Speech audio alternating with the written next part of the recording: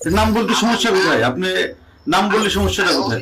আপনার নাম আমি যদি কোনোদিন আমার নাম বলি আপনার বাসায় আপনার সামনে কাইকে বলবো। আমার বাপ যদি আমাকে জন্ম দিয়ে থাকে, বাংলাদেশ আওয়ামী লীগ আবার ফিরবে এবং ভয়ঙ্কর হবে। এই জামাতের যত বংশ বীজ আছে না, তত বীজ আছে না, আমরা তো ইন্ডিয়া ভাইয়া আসতে পারছি। এই জামাতের যারা বীজ আছে এটা তো পাকিস্তানও যেতে পারবে না। পাকিস্তান যেতে হলে তো ইন্ডিয়া পাস করে দিতে হবে। হ্যাঁ, ইয়ারেও যেতে পারবে না, কোনো দিক দিয়ে যেতে পারবে না। কোথায় যাবে? হ্যাঁ, আমরা তো সবাই বেঁচে আছি। হয়তো বা কিছু লোকজন নিরীহ কিছু নেতা কর্মীদের উপর অত্যাচার করে মেরে ফেলানো হয়েছে। হ্যাঁ, ম্যাক্সিমাম বেঁচে আছি। কিন্তু বাংলাদেশ আওয়ামী লীগের 4 কোটির উপরে নেতা কর্মী আছে, একদম নেতা কর্মী। এর মধ্যে হয়তো বা 50 লাখ মারতে পারবে, 3.5 কোটি বেঁচে আছে। কোথায় যাবে? বাসা থেকে না, মাটির 50 হাত নিচে থাকলেও জামাতের চেয়ে ডেঞ্জারাস ভাবে ওদেরকে মৃত্যু দিব। ওরা কি মারছে? ওরা হচ্ছে ভয়ঙ্কর ভাবে মারবো। এটা প্রশাসনের লোক হোক, আর্মির লোক হোক, আর ওই রাজনৈতিক নেতা কর্মী হোক, কাউরে মাফ করবো না। মনে রেখেন আপনি। ওসি সাহেব, আপনাকে আমি বললাম আপনার উত্তরা থানার যে কটা সাব ইন্সপেক্টর আমাদের আওয়ামী লীগের নেতা কর্মীদের অত্যাচার করতেছে, ওদের পরিবার সুদ্ধা কানবে, বসে বসে রাস্তায় বসে বসে কানবে। আপনি আমাকে সুনির্দিষ্ট ভাবে দেখান যে কারোর উপরে কোনো নির্যাতন আমার লোকজন করছে কিনা, আমি তাদের বিরুদ্ধে অবস্থায় ছিলাম।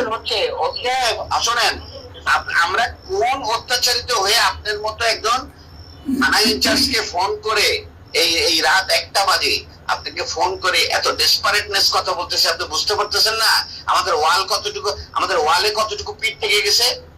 হ্যাঁ, আমরা কিন্তু মার্ডার মামলার আসামি, 47টা মার্ডার মামলার আসামি। জানিও না কয়টা মার্ডার করছি। হ্যাঁ, আমি কিন্তু জানিও না যে আমি কয়টা মার্ডার মামলা করছি। কিন্তু আপনারা আমাদের নামে একটি মামলা, আপনার একটি মামলাও কিন্তু পুলিশ বাদী মামলা না।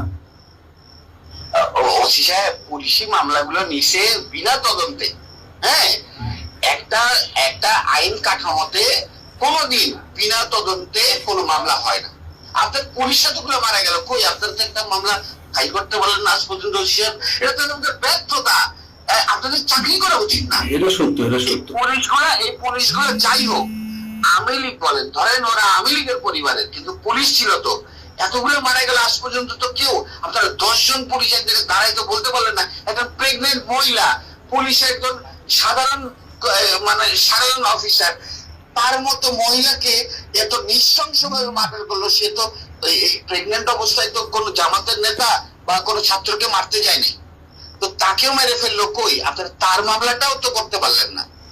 তো আপনারা সিদ্ধান্ত হচ্ছে এগুলো সব মামলা হবে, কোন সিদ্ধান্তই আপনাদের বাস্তবায়ন হবে না।